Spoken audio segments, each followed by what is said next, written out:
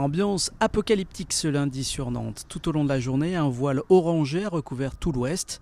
Un phénomène naturel que l'on doit au cyclone Ophélia qui évolue au large de nos côtes actuellement. Il a déplacé au passage du sable du Sahara et des fumées des incendies géants du Portugal.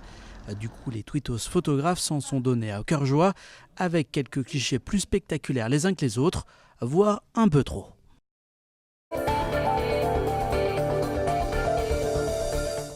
En cette journée mondiale de lutte contre le gaspillage alimentaire, focus sur une entreprise nantaise. Cryolog a mis au point une étiquette intelligente, plus précise qu'une simple date limite. Elle change de couleur quand le produit devient impropre à la consommation. Claire Villalon. Vert, on mange, rouge, on jette. Voilà comment la pastille Top Cryo permet d'alerter le consommateur de la qualité d'un produit. L'étiquette contient en effet une bactérie qui réagit aux variations de la chaîne du froid, exactement comme un aliment. La pastille est une pastille donc microbiologique avec une bactérie qui va se développer plus ou moins rapidement selon la température. Cette pastille est destinée dans un premier temps à contrôler dans la chaîne des professionnels la chaîne du froid. Si on la programme 4 jours à 4 degrés, elle va virer exactement en 4 jours à 4 degrés et voilà, en intégrant toute la vie. Si par exemple la température est inférieure à 4 degrés, elle virera en plus longtemps. Si c'est au-dessus, ça virera plus vite. À terme, Cryolog veut remplacer la date limite de consommation, car pour la société nantaise, les industriels fixent cette date sur des températures théoriques de 8 degrés.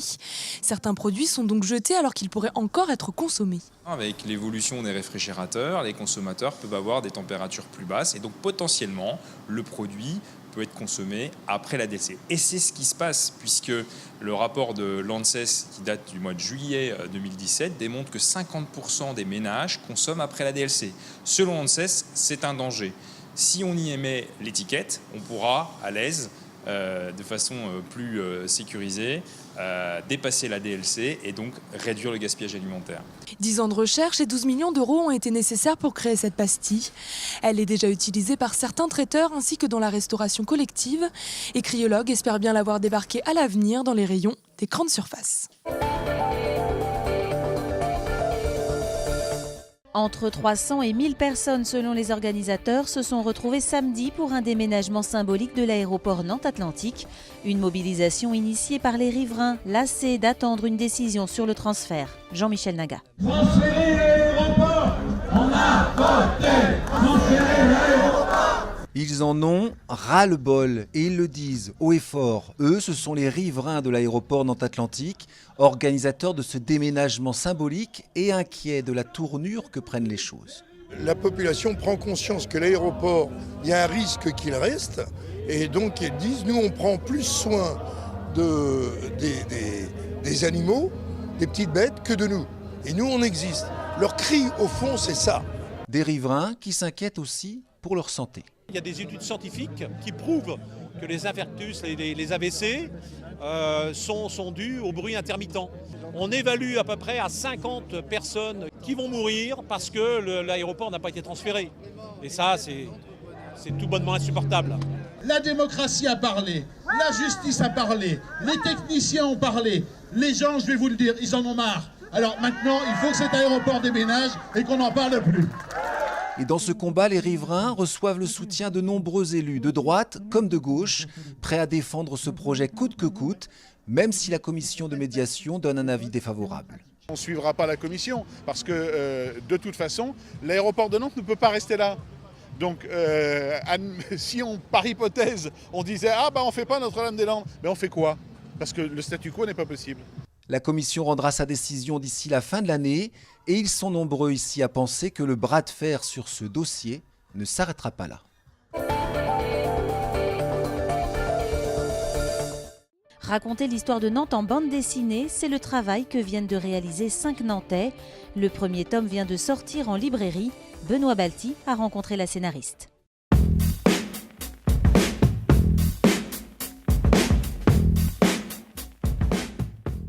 Grâce à la bande dessinée, il y a une immédiateté de l'image qui nous permet de rentrer directement dans la vie, dans l'histoire des personnages. Puis, à côté de ces planches dessinées, et pour chaque période historique, on amène des planches documentaires qui vont permettre d'avoir des éclairages un peu plus précis sur des faits historiques, sur des lieux historiques.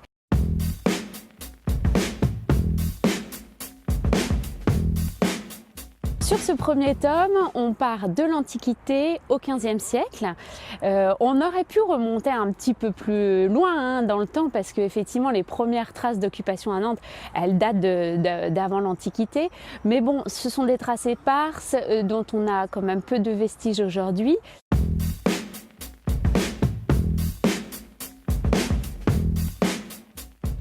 Il y a un très gros travail de recherche, c'est évident.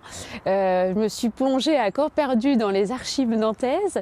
Alors là, je suis allée voir les archives de Nantes, rencontrer le chronographe par exemple. On ne manque pas d'informations à Nantes. Le tout, c'était de faire le tri dans tout ça et d'essayer de proposer le plus croustillant, le plus sympa et puis donner une image historique de l'histoire de Nantes.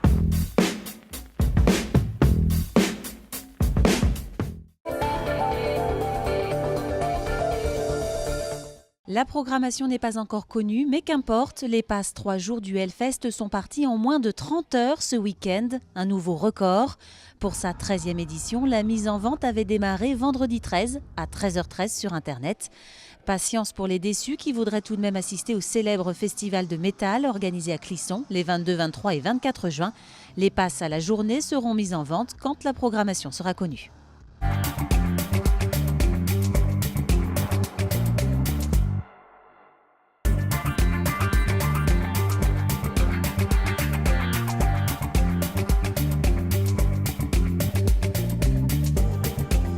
Ce projet, c'est un temps de gestation, c'est une longue grossesse quelque part. Ça fait presque 10 ans que ce projet mûrit.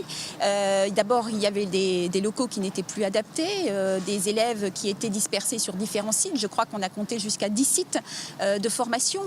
Donc c'est difficile à la fois pour les élèves, mais aussi pour les professeurs. Et donc ça devenait presque très urgent, aussi bien pour les modes de fonctionnement et de formation qui peuvent être délivrés au sein de l'école, mais également pour permettre à l'école de prendre toute son ampleur et de mettre en perspective cette relation, encore une fois, avec le monde académique, mais aussi avec le monde de l'entreprise, puisque très clairement, le positionnement de l'école, aujourd'hui, c'est sur la stratégie et l'innovation managériale pour mettre à profit, je dirais, toute la dynamique économique de ce territoire au service de l'emploi.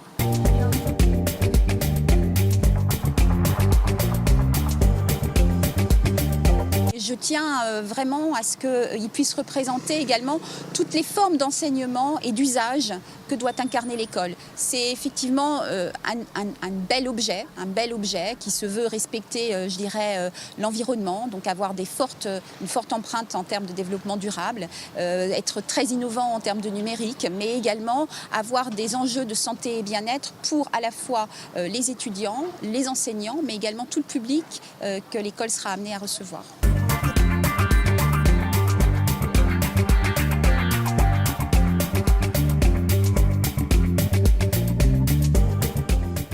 Alors, première étape, c'est créer un appel d'offres pour avoir l'architecte qui sera retenu. Donc on va retenir 4 architectes qui seront en compétition. À l'issue de la compétition, un architecte sera retenu sur la base d'un cahier des charges qui leur a été communiqué.